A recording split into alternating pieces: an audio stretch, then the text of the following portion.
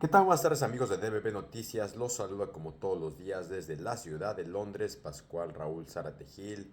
Antes de comenzar, los queremos invitar como todos los días que entren a nuestro portal de noticias dbbnoticias.com, un portal que tiene el propósito único de mantenerlos bien informados. Y el día de hoy nos toca nuestra entrevista en inglés con el doctor Werner Voigt. Therefore, today we would like to introduce Dr. Werner Voigt and just remind our audience his background. He's a U.S. qualified lawyer who has been practicing for several years in one of the best law firms in the U.S. As well, he has a PhD in Islamic law by the Cairo University. Let's not forget about his years of experience teaching in UPAEP in Puebla, as well as the University of Bremen and other universities in Germany. The last few weeks, I think we've been sharing with you not only the each Friday analysis from Dr. Werner Voigt about the latest updates in the conflict between mainly Israel and the US with Iran, but also the latest developments that we have been sharing with you um, in this news on each day. As you have seen, the development of this conflict has been getting more complicated, not only internally by the U.S. With the Trump administration, but as well the conflict between Donald Trump with the European countries who have denied to support the conflict further beyond what they have done at this stage, even getting more involved or even not permitting the U.S. to use their their their forces or even territories to be the connection with the Middle East. And some other further developments that have basically taken place, that Donald Trump, well, not Donald Trump, but the army from the US has been suffering some losses, which Dr. Bernabeu will explain to us on a more detailed basis.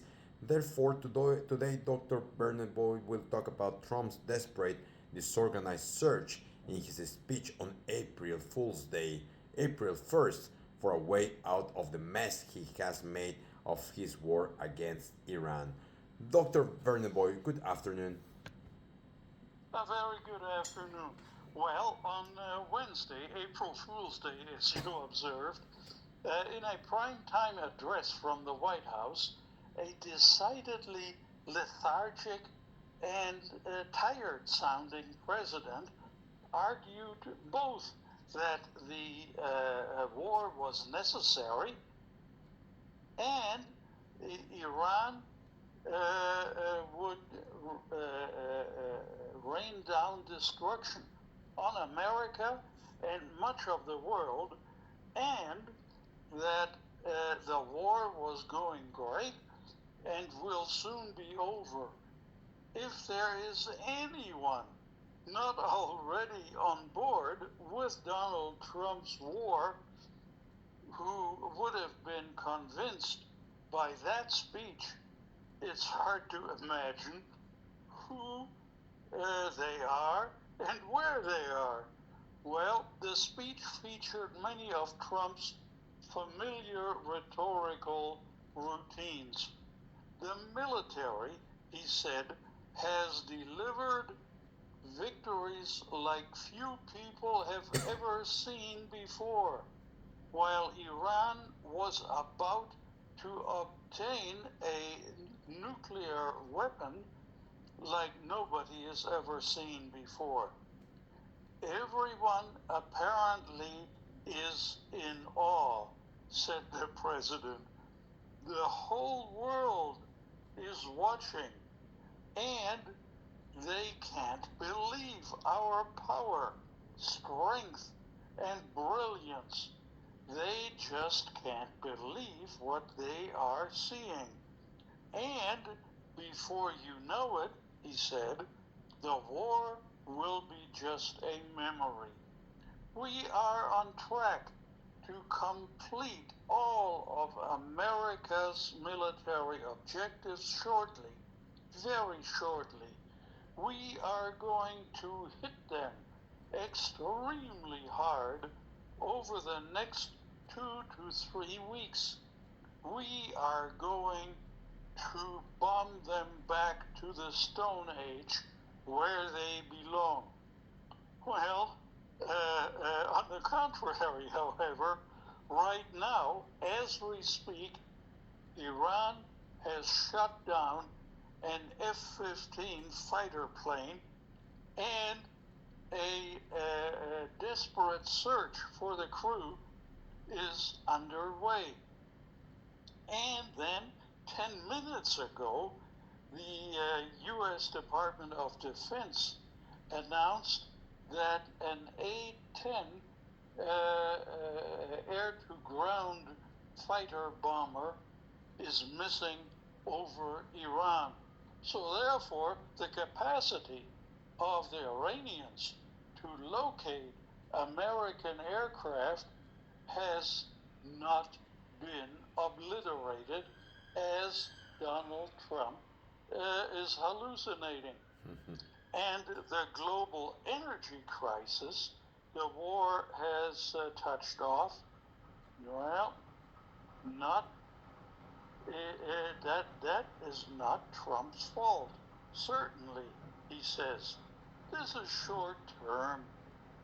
And in gas prices, he said, it's been entirely the result of the regime's launching deranged terror attack on our oil tankers in the Strait of Hormuz. Well, it's hard to consider those attacks deranged when they in fact were utterly predictable and have given Iran the best leverage it has to force an end to the conflict on favorable terms to Iran. And especially, we can recall, more than 5 weeks ago in our program here, we warned of the absolute guarantee, if a war should start, that the Iranians would close the Strait of Hormuz. Well, apparently, to tired-sounding Donald Trump, he had no idea that such a deranged thing would ever happen. Trump also insisted that we are now totally independent of the Middle East and that America has plenty of gasoline. We have so much gas, so we don't have to worry about the restriction of oil moving through the Strait of Hormuz.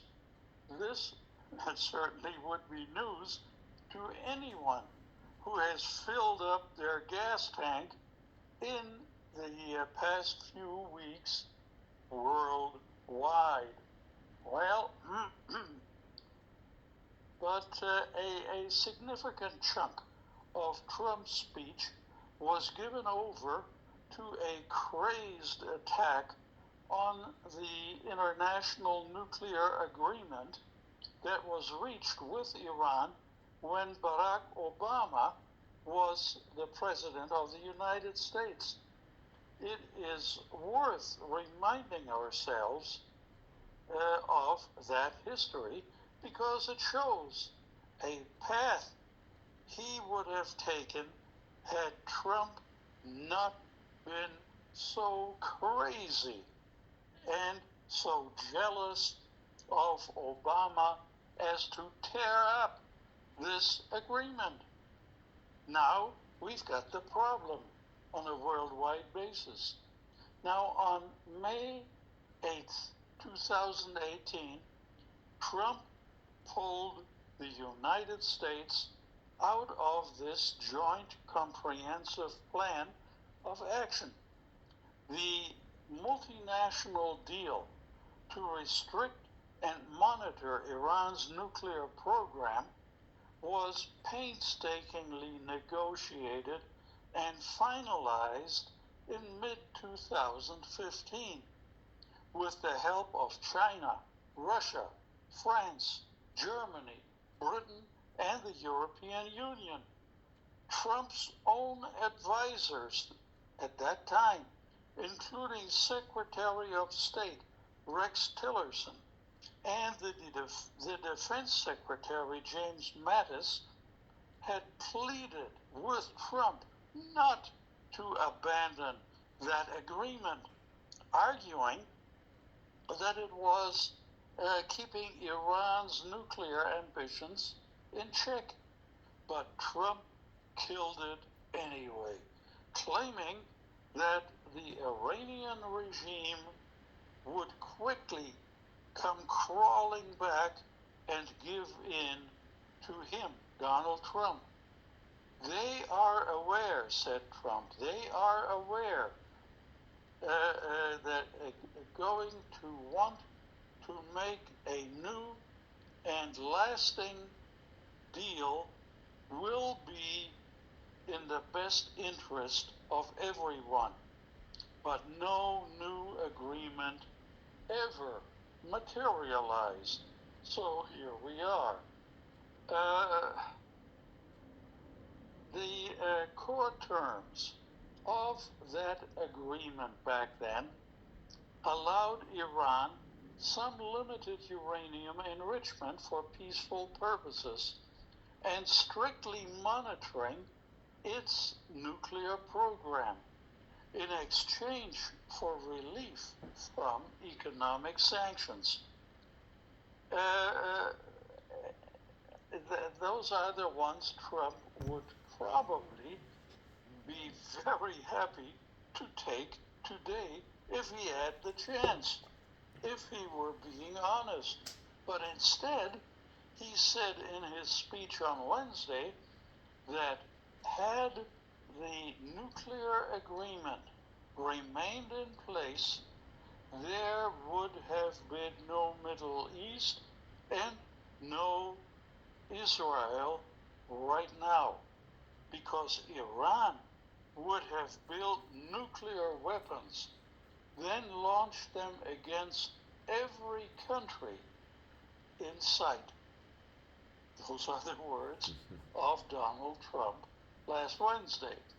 Only in Trump's sick mind could an agreement that included close monitoring of Iran's nuclear program have made it more likely that Iran would build nuclear weapons than with no monitoring at all. But Trump began this war without thinking through the effects of it, not just at home, but also in Iran and way beyond. The closure of the Strait of Hormuz and its shifting, Trump's shifting statements on that topic show just how irrational his prosecution of this war has been up to now.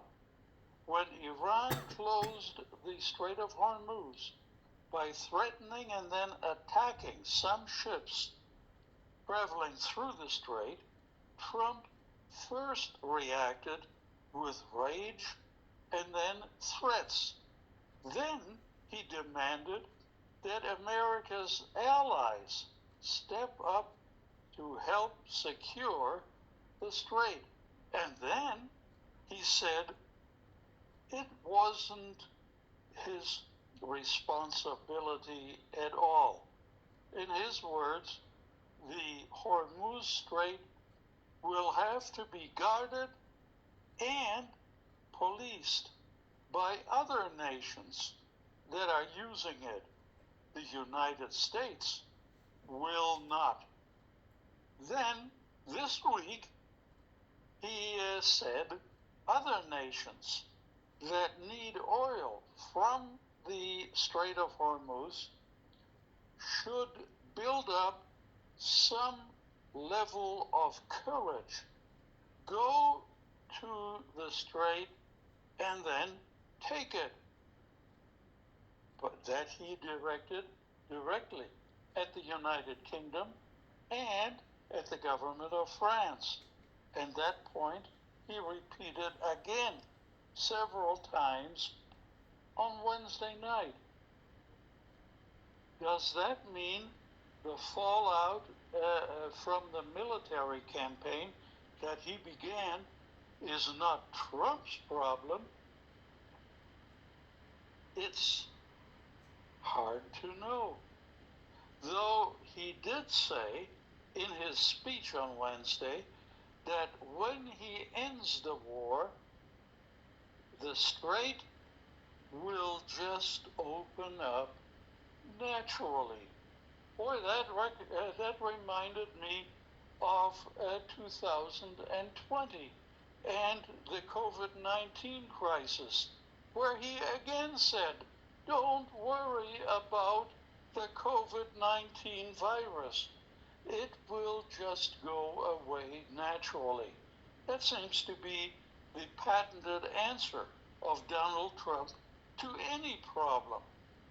As contradictory as his statements may be, the Iranian government seems confident that all it has to do is hold on long enough for Donald Trump to get fed up with the whole affair, declare victory, and just leave.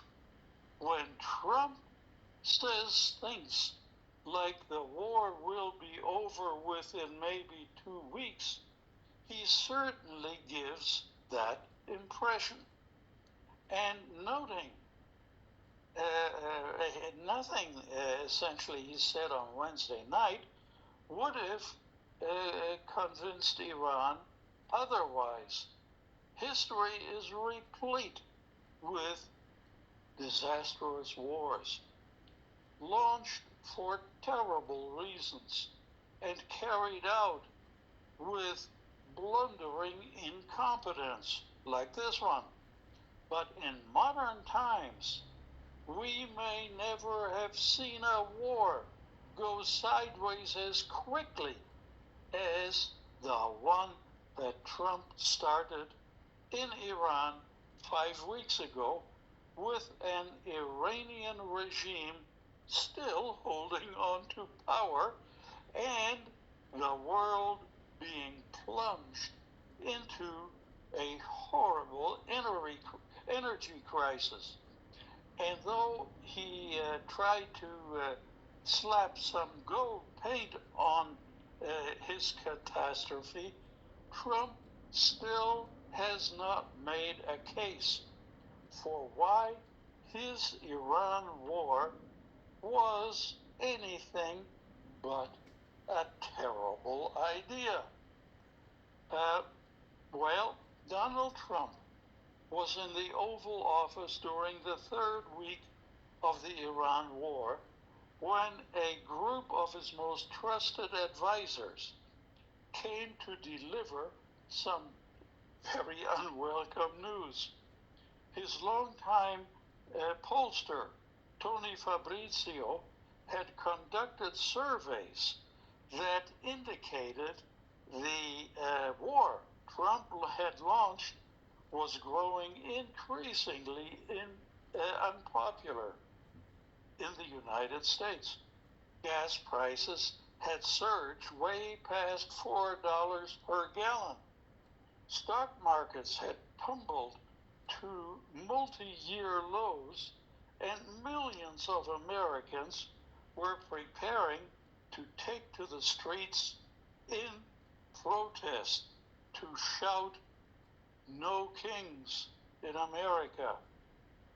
13 American service members had been confirmed killed. Some of Trump's key public supporters were criticizing a conflict with no clear end in sight. It fell on White House Chief of Staff Susie Wiles and a small group of aides to tell the president that the longer this war dragged on, the more it would threaten his public support and the more it would threaten the Republican Party's prospects in the November midterm elections. For Trump, the stark warning was unsettling. The president has begun many recent mornings watching video clips compiled by his military of battlefield attacks. He has told advisors that being the commander-in-chief to eliminate the nuclear threat posed by Iran could be one of his signature achievements. But Wiles, according to the White House sources, was concerned aides were giving the president a rose-colored view, an unrealistic view of how the war was being perceived domestically. They were telling Trump what he wanted to hear instead of what he needed to hear. She had urged her colleagues to be more forthright with the boss about the political and economic risks, but Trump was not listening to her. The meetings with her reflected a reality the White House can no longer ignore. Time is running out before the president, his party, and the American public pay an even steeper price. Trump had promised to revive the economy and to keep the United States out of all foreign conflicts. Now he has started a war he had not gotten a mandate to wage, and the economic pain may only be the beginning, in my opinion. A month ago, into the largest oil shock in modern history, global growth forecasts are being slashed. Shortages are emerging across Europe and Asia and Latin America as well. And energy traders warn the world has yet to feel the full severity of this disruption. A prolonged closure of the Strait of Hormuz, the narrow waterway that is the primary exit route for oil and gas and aluminum and chemical fertilizer from the Persian Gulf, will tip the global economy into a recession in the not too distant future, in my estimation. Well, Trump says, however, he wants to wind down the campaign. He's wary of a protracted conflict that could hobble the Republican Party heading into the midterm elections in November. At the same time, he wants the operation to be a decisive victory for him. Well, allies say he is searching for a way to declare victory, to halt the fighting, and hope that economic conditions stabilize before the political damage hardens. In other words, he is looking for an up-ramp, and he's looking for that ramp desperately, but he can't find it. Trump tried to thread the needle in a primetime address to the nation on April 1st. He trumpeted the military triumphs and said the operation was nearing its completion, while also saying the United States would strike the Islamic Republic of Iran extremely hard over the next 2 to 3 weeks, threatening he wants to eviscerate the nation of Iran's energy infrastructure. We are going to bring them back to the Stone Age, Trump said. And that is where they, the Iranians, belong. Well, finally then, in my opinion, reopening the Strait of Hormuz would likely require either a sustained military occupation of Iran with boots on the ground, or a negotiated end to hostilities. Those are his two options. And neither option is simple.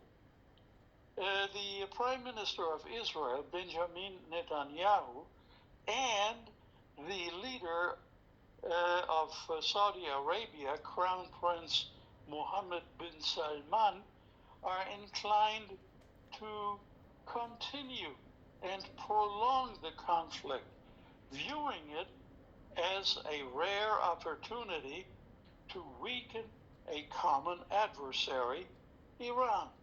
But they also recognize their dependence on Trump's timeline. With Israeli elections looming now, Benjamin Netanyahu has little room to maneuver without Trump's backing. They'll do what I tell them. Trump tells of the Israelis. They've been a good team player. They will stop when I stop. And he repeated it. Israel will stop when I stop. I determine what happens. How the war may shape November's elections in the United States, and what those results will mean for the rest of his presidency is a question that hangs over Trump's decisions like a sword of Damocles. Some advisors detect a note of certain resignation in the president's thinking now. In private discussions, he often points out that the party in power tends to lose ground in the midterms. He's having trouble getting past that history. But history also suggests there can be worse outcomes for a president who takes his nation to war than just losing an election. And that could be a tragic defeat. Well, as far as Mexico is concerned in all of this, we can only hope, I believe, that Donald Trump remains fixated on the war with Iran and the dilemma that he has created, and that he does not redirect his attention on Mexico. He stated again the day before yesterday that after he is finished with Iran, he will then finish Cuba, and after that he will finish Colombia, and then he will come after Mexico. Let us hope that he is chastised dramatically by the events that will still come his way in his war in Iran. Extremely concerning Donald Trump's statements, not only after the Iran conflict, but also clearly mentioned Mexico, apart from the other countries that you have referred to, but also that continues showing to most of the population that Donald Trump, he has really a state of mind that is not normal, for not saying abnormal, and also the conflict with Iran is getting much more complicated based on lots of lies from Donald Trump, false statements, and misleading information that he's providing to the general public, including to the government officials. And also, let's be honest that the latest news that you have shared with us is clearly showing that Iran has more capacity, better planning, and some background on the shadows, likely from China and Russia, that is helping them to face the conflict against the US and Israel, whilst both other countries are having more internal issues, and of course, the financial and even the lack of support from their allies in a conflict that is affecting the global economy and also creating more stress on a situation mainly related to the inflation that seems to be more under control. But with this conflict, things are getting out of control all around the world. Therefore, Donald Trump is definitely going to face lots of complications, barriers, and bumps in the following weeks and months. Exactly. And what is interesting to note, and perhaps alarming to note, are the opinions of many leaders of the Republican Party that are now daring to speak up. And they are saying that from their perspective in interacting with Donald Trump, he does no longer seem to be able to absorb information. He has locked his mindset in so rigidly that he simply disregards any type of advice, that he will continue with this itinerary he has set for himself, come what may, no matter what the cost. Hopefully, these arguments from the Republicans and other adversaries that Donald Trump has will push him away from the White House based on his mental sanity or mental health. Because it's obvious that Donald Trump has not been listening to different advisors, internal advisors as well, but also mainly focused in what he believes is right or wrong without any reasonable grounds behind it. Exactly. And there's a way out for the people that are genuinely concerned. And that is the 25th Amendment to the Constitution of the United States, which states that the cabinet of a president can petition, upon the advice of a qualified medical practitioner, can petition the Congress to remove the president if there is evidence that he is no longer able to adequately fulfill the functions and obligations, physically or mentally, of the presidency. Whether or not anyone in the U.S. government is brave enough right now to take that route, I doubt it. I think we're going to be living with that problem. And having said that, let me wish you and your family and all the members of our audience a blessed Easter holiday. Thank you so much, Dr. Werner Voigt, and thank you also for sharing the legal grounds where Donald Trump could be removed from the White House. But like you said, pragmatically speaking, it will be very, very difficult that anyone will have the courage to take that route. We would like to wish you, as well to you and your family, a great Easter break and speak to you next Friday. Thank you very much. Pues amigos, como escucharon, el conflicto con Irán se va complicando, los aliados le van dando la espalda a Donald Trump y al final también la realidad es que la inflación y también pues la guerra con Irán se ha ido complicando mucho más y lo preocupante es que Donald Trump parecería ya haber perdido la cabeza, incluso republicanos estarían vetando de que ya no escucha razón a nadie.